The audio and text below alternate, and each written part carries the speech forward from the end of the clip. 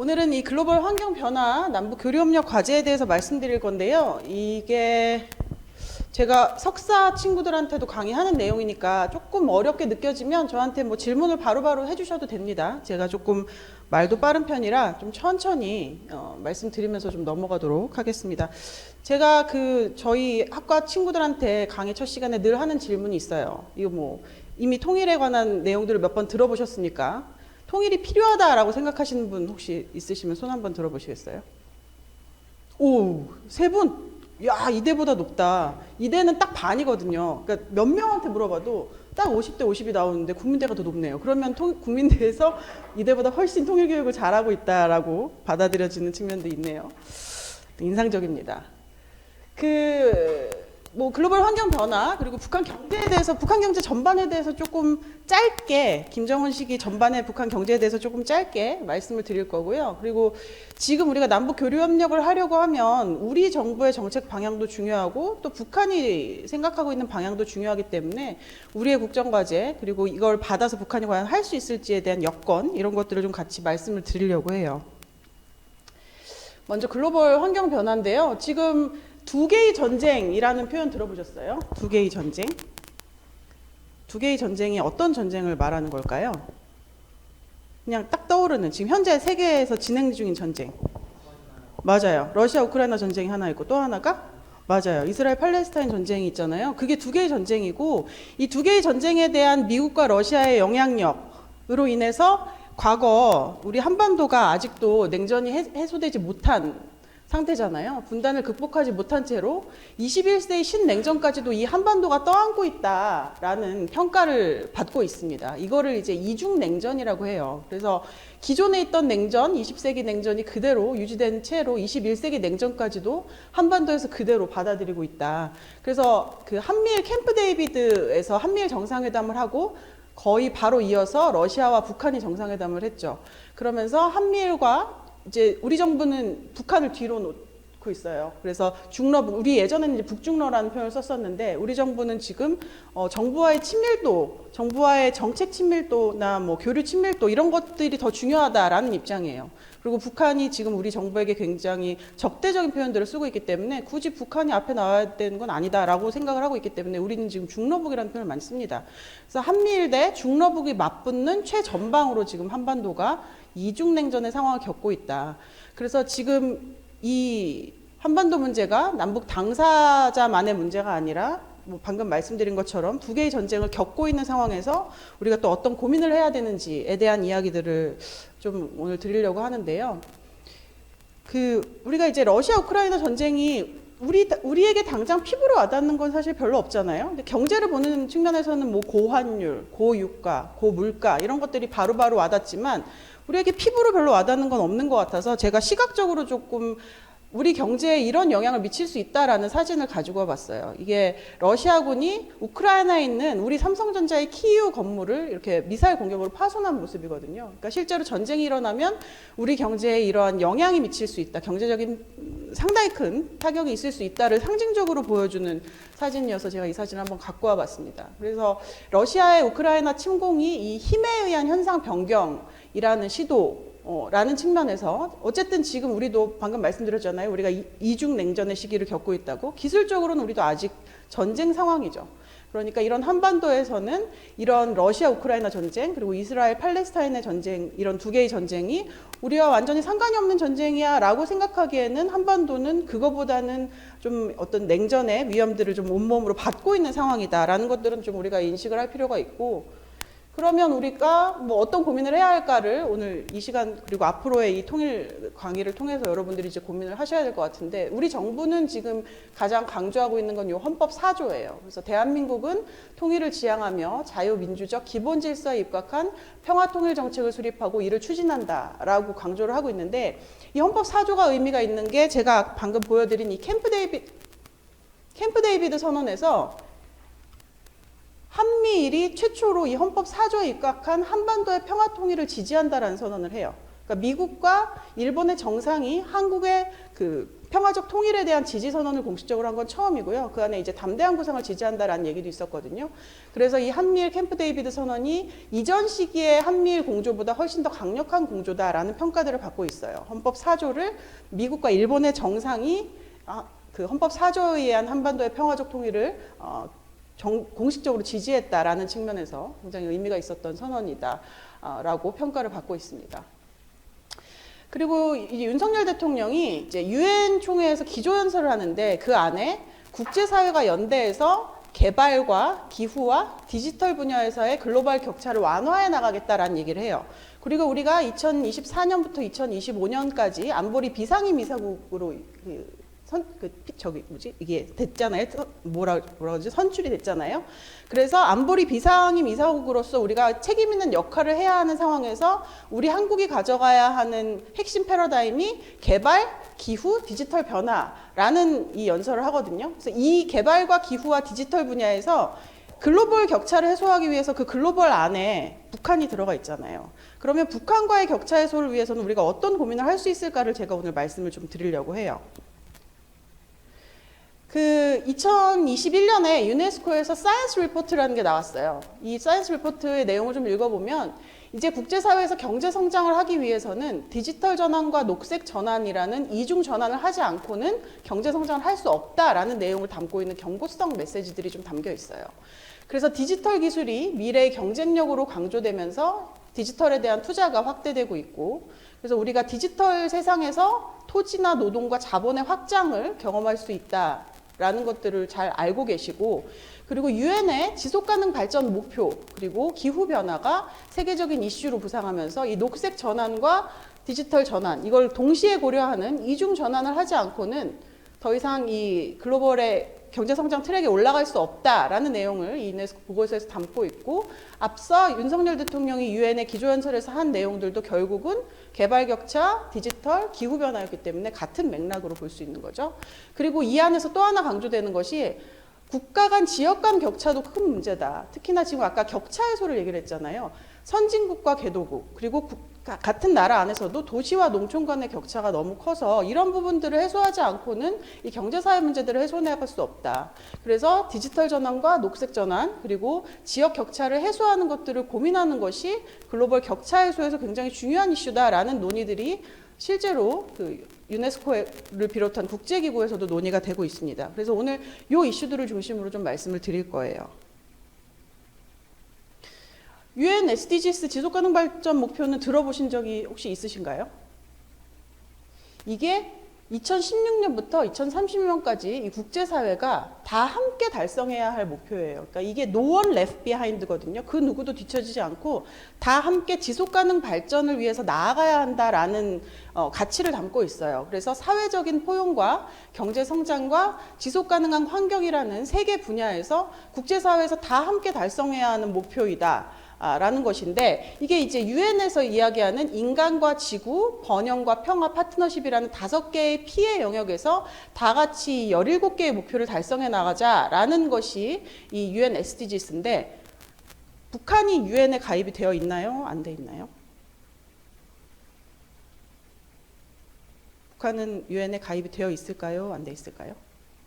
맞아요. 우리 같이 가입했어요. 남북한이 1991년에 동시에 가입했어요. 그러면 북한은 이 SDGs를 이행할 의무가 있을까요? 없을까요? 당연히 북한도 유엔의 회원국으로서 SDGs를 이행할 의무가 있습니다. 그래서 유엔에서는 유엔 회원국들에게 권고를 해요. 너희들이 잘 SDGs를 이행하고 있는지를 우리가 확인하고 싶다. 각 국가별로 유엔 SDGs를 잘 이행하고 있는지에 대해서 자발적으로 국가의 리뷰를 작성해서 우리에게 제출을 해달라라고 권고를 해요. 그래서 우리는 이게 4년마다 제출해 주길 권고를 했거든요. 그래서 2016년부터 SDG가 시작됐으니까 우리는 바로 이 자발적 국별 리뷰를 제출했습니다. 2016년에. 그럼 북한은 어땠을까요? 북한은 이걸 제출을 했을까요? 하지 못했을까요? 요게 북한이 제출한 2021년에 북한이 제출한 자발적 국별 리뷰입니다. 그러니까 원래 4년마다 하는 거니까 2020년에 제출을 했었어야 맞아요. 근데 북한이 코로나로 인해서 이 자발적 국별 리뷰를 제출하려면 이 17개 지표를 작성해야 돼요. 그러니까 통계를 수집하고 조사해서 분석한 결과를 보고서로 내놔야 하는 거거든요. 근데 이게 현실적으로 코로나 시기에 굉장히 우리가 이 통계 수집이 어렵다. 그래서 1년 유예해 달라. 그래서 정말 1년 지났을 때 제출을 합니다. 그래서 북한을 연구하는 사람들은 이게 나왔을 때 북한에서 공식적으로 본인들의 통계를 내놓은 거잖아요. 그래서 굉장히 흥미롭게 생각하면서 이걸 굉장히 정독을 하고 분석을 해요. 일부러 소개를 이따가 시켜드릴게요. 이게 이제 우리 정부에서 추진하고 있는 비핵 개방 3천과 관련한 담대한 구상과 관련한 인도적 협력을 추진하고 남북 그린 대땅들을 추진하고 이 담대한 구상을 추진해 나가는 내용에 관한 부분이고요. 아까 말씀드린 것처럼 한미일 캠프 데이비드 선언의 담대한 구상이라는 표현에 대해서 미국과 일본도 지지 선언을 했습니다.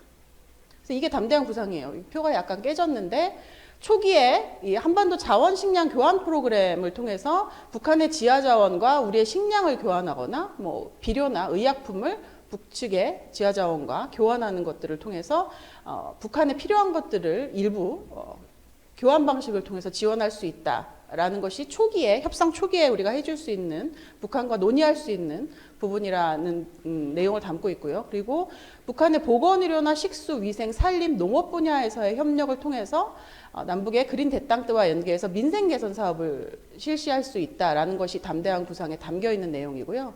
그리고 북한의 비핵화 단계에 맞춰서 북한의 비핵화가 어느 정도 진전되는지에 따라서 그 진전 정도에 따라서 상응해서 우리가 인프라를 구축하거나 민생 개선을 하거나 경제 발전을 하는 것과 관련해서 북한과 협력을 해나갈 수 있다라는 내용을 담고 있는 것이 이 담대한 구상입니다. 그러면 북한 경제가 지금 어떤 상황인지를 좀 간략하게 말씀을 드릴게요. 자, 보시면 이게 이제 북한의 경제 성장률 그래프입니다. 이거는 한국은행에서 매년 발표를 하고 있어요. 2022년 북한의 경제 성장률은 0.2%로 추정이 되는데 보시면 북한이 2016년 이후로는 2019년 한 해를 제외하고는 계속 마이너스 성장을 하는 걸 보실 수 있죠. 북한이 요 시기 1990년부터 1998년까지 9년 연속 마이너스 성장을 합니다. 우리가 코로나 시기에 잠깐 마이너스 성장을 했었는데요. 그때 자영업자들이 굉장히 많이 문을 닫고 우리 국민들이 체감하는 이 경기가 위축되고 있다는 걸 체감할 수 있었던 걸 기억을 하실 거예요. 코로나 시기에. 그게 마이너스 성장 딱 1년 했을 때거든요. 근데 북한이 9년을 그걸 했어요. 그러니까 북한이 이 시기에 어마어마하게 그 경제적으로 힘든 시기를 보냅니다. 이 시기를 고난의 행군 시기라고 불러요. 이때 당시 뭐 아사자가 뭐 추정하는 사람에 따라서는 100만 명이 넘었다라는 그 통계들도 나오고 그만큼 북한이 경제적으로 굉장히 어려운 상황들을 겪었는데 북한이 90년대 이렇게 어려운 상황을 겪게 된 건 사회주의권이 붕괴하면서 사회주의권 간에 이루어지던 결제 시스템이 무너지고 이제 북한 제대로 된 경화 결제를 요구하기 시작하면서 러시아에서 북한이 그거에 대한 어려움 그리고 러시아와 중국이 북한을 제대로 도와주기 어려운 상황이었던 이런 측면 때문에 이 시기 북한이 굉장히 어려운 상황을 보냈고 북중 간에 지금 그 경제 협력이 굉장히 강화되면서 북한에 대한 그러니까 중국에 대한 북한의 시각이 굉장히 긍정적일 것이다라는 평가도 있지만 실제로 이 고난의 행군을 시기를 지냈던 북한 주민들은 중국은 그때 우리가 여러 번 얘기했는데 우리를 도와주지 않았다라는 얘기를 하기도 해요. 그래서 북중 간의 관계는 단면적으로 뭐 단순히 북한의 대중 무역 의존도가 90%가 넘기 때문에 북한은 경제적으로 중국에게 굉장히 의존하고 있고 또 정치적으로도 북한이 중국이랑 굉장히 가까운 것이다라고 그냥 단순하게 생각하기에는 그것보다는 복잡한 이면의 문제들이 있다라는 것들은 좀 이해를 하시면 좋을 것 같고요. 어쨌든 그래서 이제 94년에 김일성이 죽어요. 그러니까 요 전후가 이제 북한으로서 굉장히 힘든 시기였고요. 그리고 소위 3년상 시기가 지나고 98년에 김정일이 등장을 합니다. 그리고 김정일이 2011년 12월 17일에 사망하니까 요 시기가 김정일 시기예요. 그래도 요 시기와 비교할 때는 그래도 나쁘지 않은 시기를 보냈는데 그래도 들쑥날쑥합니다. 마이너스로 이때가 이제 북한이 핵실험을 했던 시기예요. 1차 핵실험을 하고 그러면서 남북 간의 그 여러 가지 교류들이 점차 줄어들면서 북한이 여러 가지 경제적으로도 좋지 않은 상황들을 겪게 되고, 김정은 시기 들어서는 초반 5년 동안 계속 계속 플러스 성장을 하면서 김정은이 경제를 좀 제대로 잘 운영해 나가나? 김정은 시기 경제가 이전 시기보다 좀 나아지나? 라는 기대감이 섞인 평가들이 제법 많이 나왔었어요. 그렇지만 북한이 4차 핵실험을 2016년에 하면서 제재의 성격이 이전과는 굉장히 다르게 변화합니다. 이 다음 페이지에서 그 말씀을 드릴게요. 그러면서 북한 경제가 마이너스를 계속 유지하고 있는 상황이고, 거기에 코로나가 겹치면서 북한이 스스로 국경을 통제해요. 우리가 코로나 바이러스를 통한 방역을 성공적으로 할 그 자신이 부족해서 스스로 국경을 닫아버립니다. 그래서 중국으로부터 들어오는 물건, 그리고 중국으로부터 들어오던 사람, 나가는 사람, 들어온 사람 다 막아버려요. 그러니까 북한이 정말 그야말로 자력갱생을 해야만 하는 시기를 겪게 되는 거죠. 그래서 이 시기에 북한이 굉장히 경제적으로 어려운 상황을 겪게 됩니다. 아까 말씀드린 이게 북한이 제출한 자발적 국별 리뷰 보고서인데요. 여기에 북한이 발표한 통계치가 나와요. 북한은 이게 한국은행의 통계치고요. 제가 방금 보여드린. 그리고 이게 북한이 이야기하는 통계치입니다.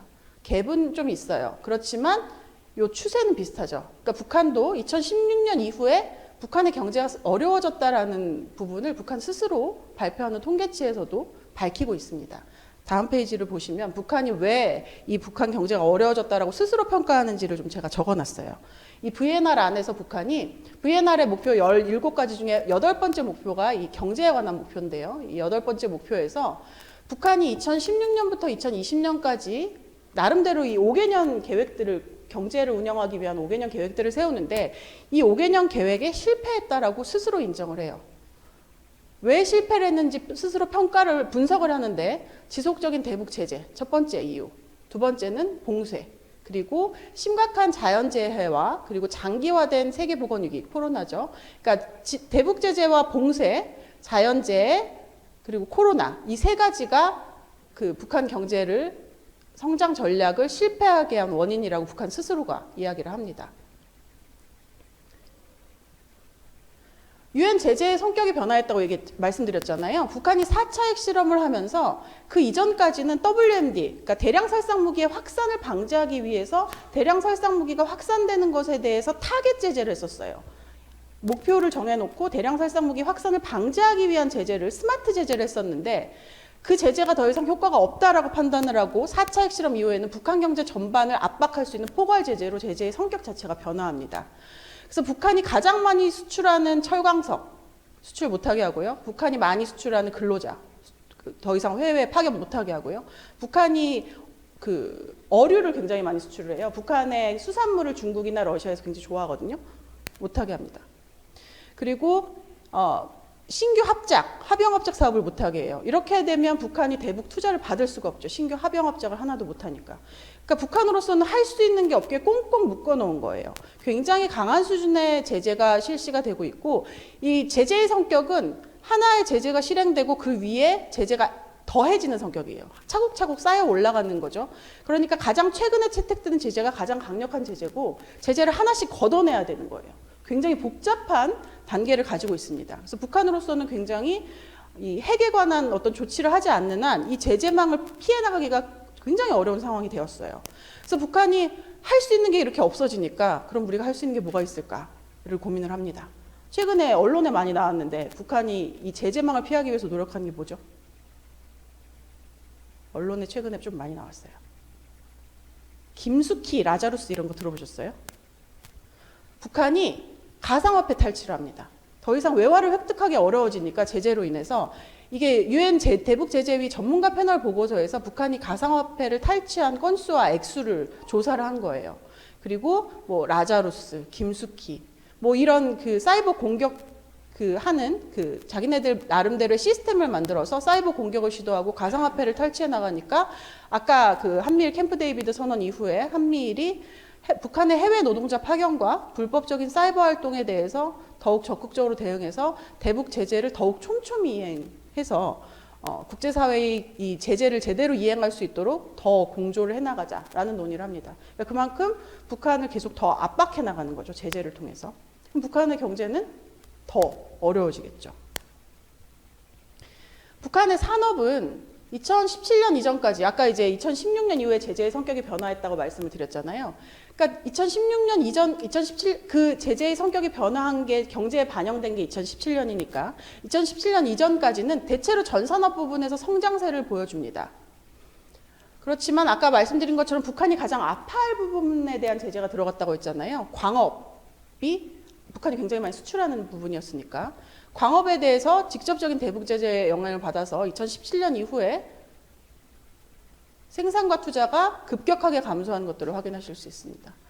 경공업은 그래도 제재 이후에 북한이 나름대로 자력갱생, 자강력 제일주의 같은 국산화를 통해서 조금 괜찮은 수준을 보였어요. 그래서 중화공업보다는 좀 괜찮게 가져가고 있는 모습을 보였었는데 이것도 국경 봉쇄가 되면 중국에서 원자재가 들어와서 그걸 다시 가공해서 내보내야 되는데 이걸 못하게 되니까 경공업 생산도 악화됩니다. 그리고 유통업이나 관광업은 사실은 직접적인 제재의 대상은 아니었기 때문에 서비스업은 그래도 좀 괜찮은 성장세를 보였어요. 그러다가 코로나로 인해서 국경이 봉쇄되면서 그 지역 간 이동을 통제하고 장마당의 영업시간을 제한하니까 이 서비스업마저도 제대로 성장하기 어려운 상황인 거죠. 그래서 북한으로서는 지금 전 산업이 다 굉장히 성장하기 어려운 상황에 처해 있습니다. 북한의 식량 사정은 그래도 김정은 시기 들어서는 식량 생산량이 연평균 465만 톤 정도 수준을 유지해서 이전 시기보다 좀 낮다라는 평가를 들어요. 그렇게 될 수 있었던 이유는 북한이 이 분조관리제 하에 포전 담당제라고 해서 원래 이 사회주의 국가의 특징은 일한 만큼 수입 그 임금을 가져가는 시스템이 아니에요. 아무나 다 출근해서 출근 도장을 찍고 퇴근 도장을 찍으면 동일하게 배급하는 게 사회주의의 원칙입니다. 그러면 누가 일찍 출근해서 열심히 일해서 더 많은 생산량을 내고 싶겠어요? 전혀 그런 생각을 들지 않겠죠. 그냥 도장 찍어놓고 나가서 딴 일하다 들어와서 도장 찍고 나갈 생각을 하겠죠. 그러니까 생산량이 높아지기가 굉장히 어려워요. 그러니까 북한이 북한식의 인센티브 제도를 도입합니다. 그러니까 소규모의 그 가족농에게 너희들이 이 토지를 경작해서 국가에 납부해야 하는 양을 초과 달성하는 경우에는 너희들이 그 일정 부분을 가공해서 시장에 내다 팔거나 너희 가족들이 먹거나 그렇게 할 수 있어. 초과 생산분에 대해서는 일정 부분의 인센티브를 인정해 줄게 라고 하는 게 이 분조관리제 하에 포전 담당 책임제입니다. 그러면 내가 열심히 하면 이전에는 내가 농장 일을 열심히 하든 뭐 공장 일을 열심히 하든 집에 가져간 배급량이 똑같았는데 지금은 내가 좀 열심히 하면 그래서 내가 이 농토를 비옥하게 하면 내년에 수확량이 더 늘어나고 그 후에 더 늘어나면 내가 가족들에게 줄 수 있는 그 배급량이라기보다 이 식량의 양이 늘어날 수 있겠다라는 기대감이 생기잖아요. 그러면 사람들 더 열심히 일을 하게 되겠죠. 그러면 생산량이 늘어날 수 있습니다. 그래서 이런 부분이 긍정적으로 작용했던 것이다라는 평가가 지배적이고요.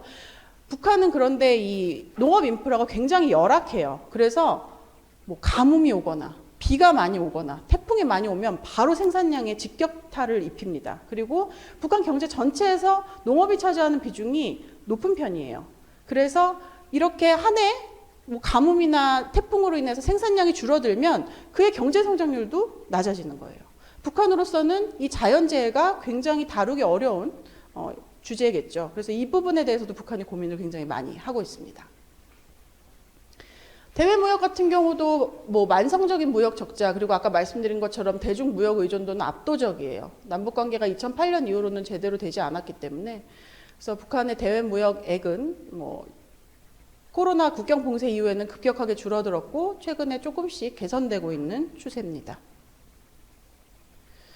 국경 봉쇄에 대해서는 WFP를 비롯한 이 국제기구에서 굉장히 우려를 하고 있어요. 국경 봉쇄 이전까지는 그래도 북한 주민들의 식생활이 점차 개선되고 있었는데 국경 봉쇄 이후에 북한 주민들의 식생활이 급격하게 악화된 것 같다. 특히나 뭐 콩이나 육류나 어류나 계란, 과일, 채소, 지방질 같은 것들의 섭취가 현저히 줄어들고 있다. 이렇게 되면 어떻게 되냐면 성장이 제대로 되지 않는다든지 지적인 능력이나 체력이 저하돼서 결국 인구 사회학적인 문제를 야기할 우려가 있습니다. 실제로 아까 말씀드린 그 고난의 행군 시기 1990년대 그때의 청소년들이 자라났을 때 상대적으로 키가 굉장히 작다든지 아니면 지능이 조금 부족하다든지 이런 부작용들이 일어났던 일이 있어서 지금 북한이 다시 이런 일을 겪게 되지 않을까라는 우려를 WFP를 비롯한 국제 기구들에서 하고 있습니다.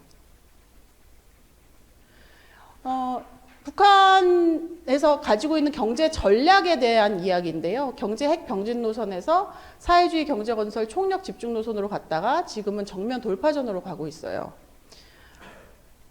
아까 북한이 5개년 단위의 경제 전략을 수립했다라고 얘기했잖아요. 이전까지는 북한이 경제 계획을 세우지 못했어요. 김정일 시기까지는. 왜냐하면 5년 단위의 경제 계획을 세우면 5년이 지나면 그 인민들한테 얘기를 해야 되잖아요. 경제 성과를 어떻게 달성했다. 근데 얘기할 자신이 없는 거예요. 그래서 김정일 시기엔 이걸 수립하지 못했어요. 한 번도. 김일성 시기를 마지막으로 한 번도 경제 계획을 수립하지 못합니다. 그렇지만 김정은 시기 들어서는 아까 말씀드렸잖아요. 좀 경제가 괜찮게 돌아가는 것 같았어요. 그러니까 김정은이 36년 만에 당대회를 개최하면서 5개년 전략을 발표합니다. 그래서 우리가 경제 강국을 건설하겠다. 대외 부분에서도 신용을 준수해서 우리가 경제개발구를 통해서 외자 유치를 해나갈 거고 전반적 인민경제 전반의 활성화를 도모해 나가겠다. 이런 얘기를 이제 야심차게 해요. 근데 아까 말씀드렸잖아요. 북한의 4차 핵실험 이후에 국제사회 제재에서 합영합작 금지시켰잖아요. 북한이 경제개발구의 외자를 유치할 수 없는 환경이 만들어지고 말아요. 그리고 북한이 아까 이제 제가 포전 담당 책임제 잠깐 말씀드렸는데 그런 식의 인센티브 제고 조치들을 각 분야에서 합니다. 예를 들어 공장에서도 각 공장이 초과 생산량을 달성하면 그걸 일부 시장에 내다 팔아서 그걸 일부 수익금을 가져갈 수 있도록 해요. 그런 식으로 북한식의 우리식 경제관리 방법이라고 하는데 북한식의 인센티브 제도를 도입을 해서 이 사회주의 책임관리제 같은 것들은 헌법에까지 명문화가 됩니다.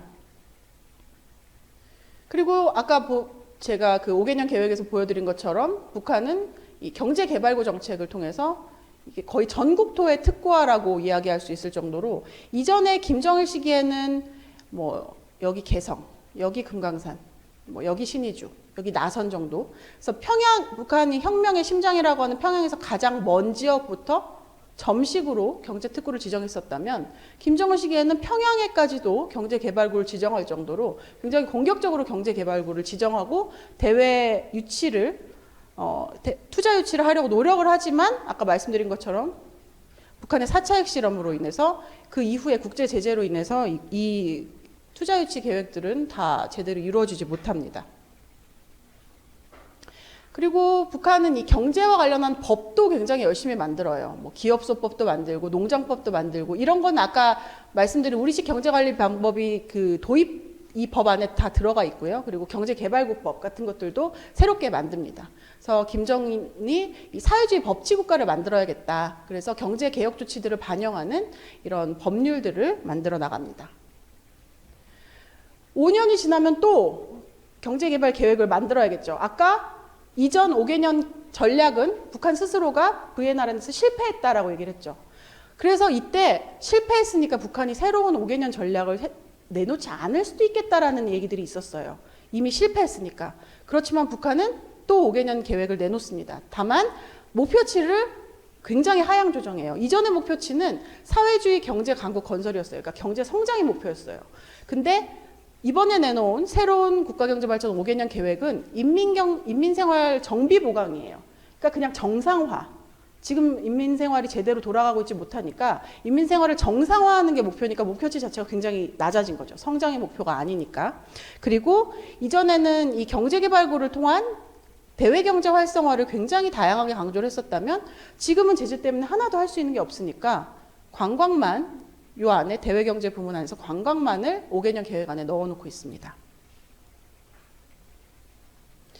이거는 이제 남북한 경제 통합의 효과를 뭐 골드만삭스를 포함해서 대외경제정책연구원, 저희 연구원 포함해서 대부분의 경제기관들이 유추를 해봤는데, 그러니까 추정을 해봤는데, 대체로 2015년 정도에 통합을 시작하면 2050년에는 세계 5위에서 8위 정도가 될 수 있을 것이다 라고 추정을 하고 있어요. 근데 이거는 사실은 굉장히 많은 전제들이 깔려 있는 것이라서 지금 북한 경제 현황을 보셨을 때는 이게 그렇게 빠른 시기 내에 달성은 쉽지 않겠다라는 생각이 드실 수 있을 것 같아요.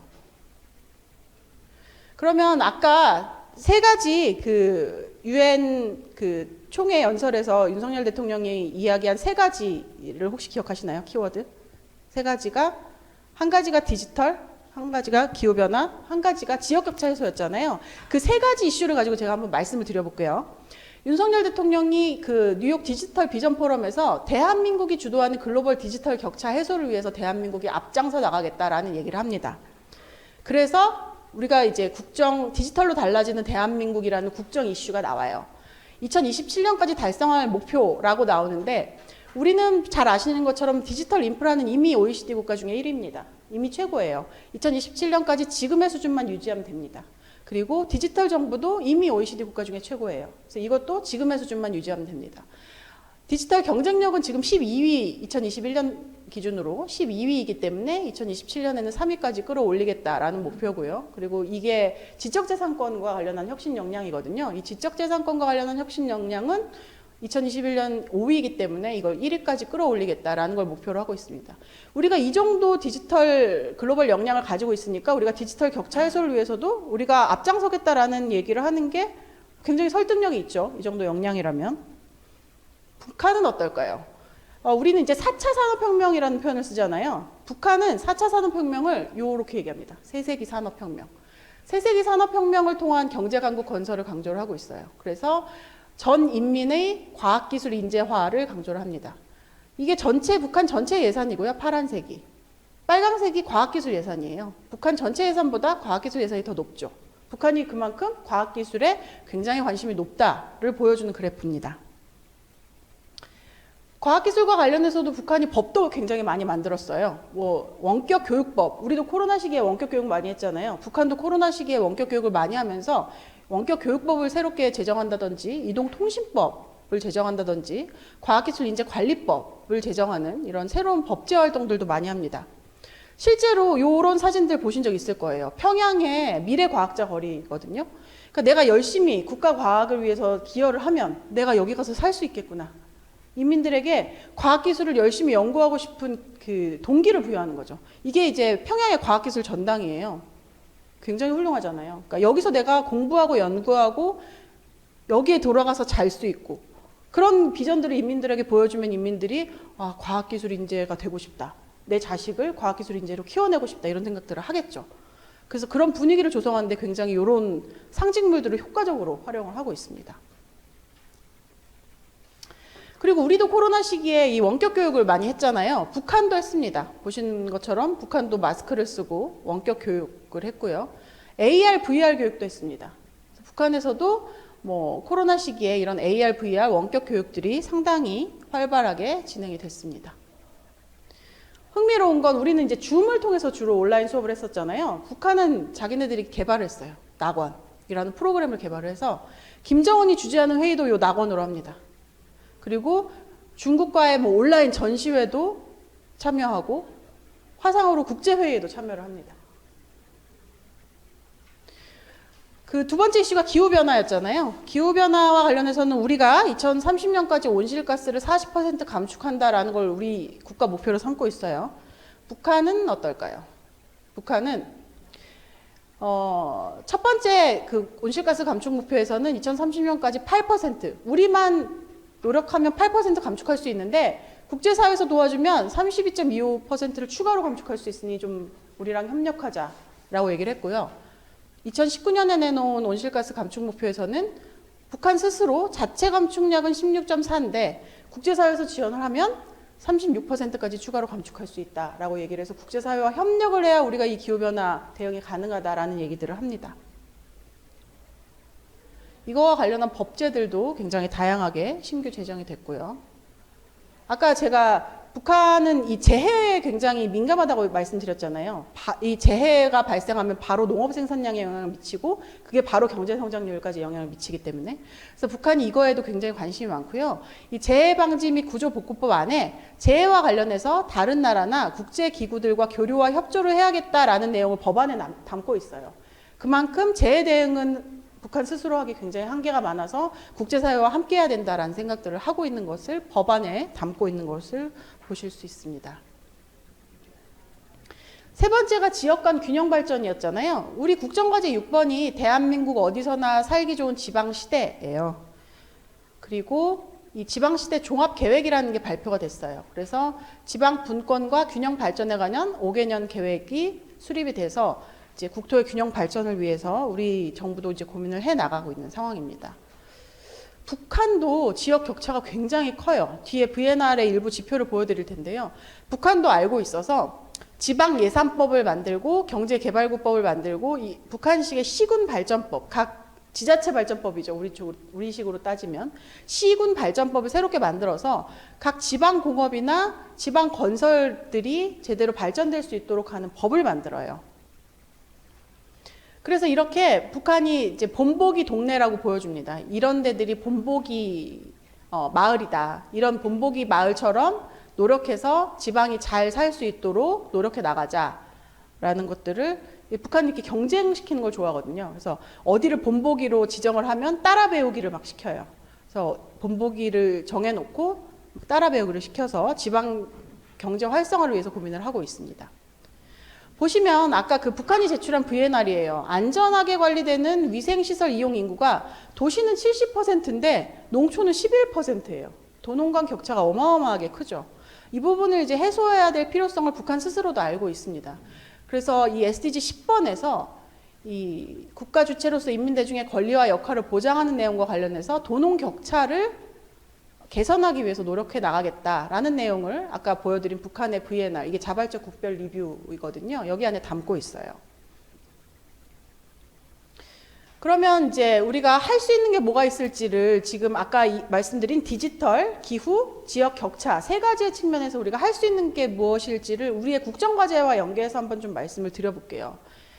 그러니까 통일부에서 그 이산가족의 날을 처음으로 기념식을 개최를 했어요. 그러면서 이 고향 방문 메타버스를 새롭게 구축을 합니다. 다음 페이지로 보시면요. 이게 통일교육원 들어가시면 메타버스를 확인해 보실 수가 있어요. 그래서 고향에 실제로 가보지 못하니까 평양 할머니의 집이나 뭐 평양 대동문 나루터나 뭐 무용학원, 대동강 이런 것들을 메타버스로 구현을 해놨어요. 그래서 북한에 직접 가보지 못한, 지금은 이제 남북 간의 교류가 단절되어 있으니까 직접 가보지 못하는 상황에서 메타버스를 통해서 북측을 방문해 볼 수 있는 그 뭐 디지털을 활용한 어떤 교류 방법들을 찾고 있는 중이고요. 아까 북한도 VAR, AR 같은 것들을 활용한 교육들을 하고 있다라고 말씀을 드렸잖아요. 그리고 북한이 코로나 시기에, 그러니까 북한이 이제 김정은 시기 들어서 굉장히 열심히 펼친 정책 중에 하나가 관광 활성화 정책이거든요. 대부분의 이제 체제 전환국들이 관광은 초기 비용이 별로 들지 않잖아요. 그냥 가지고 있는 자원을 그 외국인들이 와서 관광하고 가면 그 외자가 유치가 되기 때문에 초기 자본이 별로 없이 외자 유치를 할 수 있는 좋은 수단으로 관광을 활용하는 경우가 많아요. 북한 역시 관광을 굉장히 강조를 하는데, 그래서 만든 프로그램 중에 하나가 평양 마라톤 대회였고, 이게 코로나 이전까지는 그래도 그 외국인들이 굉장히 흥미로워했어요. 평양을 마라톤을 하면서 구경을 할 수가 있으니까. 그래서 이게 굉장히 괜찮은 관광 상품이었는데, 코로나로 인해서 이걸 못하게 되니까 이걸 한번 비대면 가상 방식으로 해볼까를 북한이 막 추진을 하다가 이거 이제 무산이 됐긴 했지만 추진을 했었거든요. 그렇다면 북한이 이런 생각을 하고 있다면 우리가 남북 간에도 이런 비대면 가상 방식의 관광들도 한번 생각해 볼 수가 있겠다. 이런 것들은 한번 고민해 볼 수 있는 과제이고요. 이거는 이제 군대 아직 안 가셨죠? 그 기후변화 협약과 관련해서 남북 그린 대땅뜨와 관련해서 이 말라리아는 군대 다녀오신 분들한테 얘기하면 이 접경 지역에 간 군인들이 있잖아요. 우리나라 이렇게 말라리아는 이제 일반적으로 선진국형 병은 아니에요. 우리나라는 말라리아 퇴치국으로 WHO에서 인정을 받았었는데 1990년대 군인 한 명이 휴전선에서 보초를 서다가 말라리아에 걸립니다. 우리나라 군인도 걸리고 미군도 걸려요.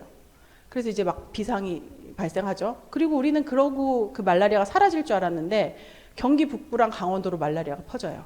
그래서 우리나라 전체 말라리아 보균 환자 중에 90%가 요 접경 지역에 있어요.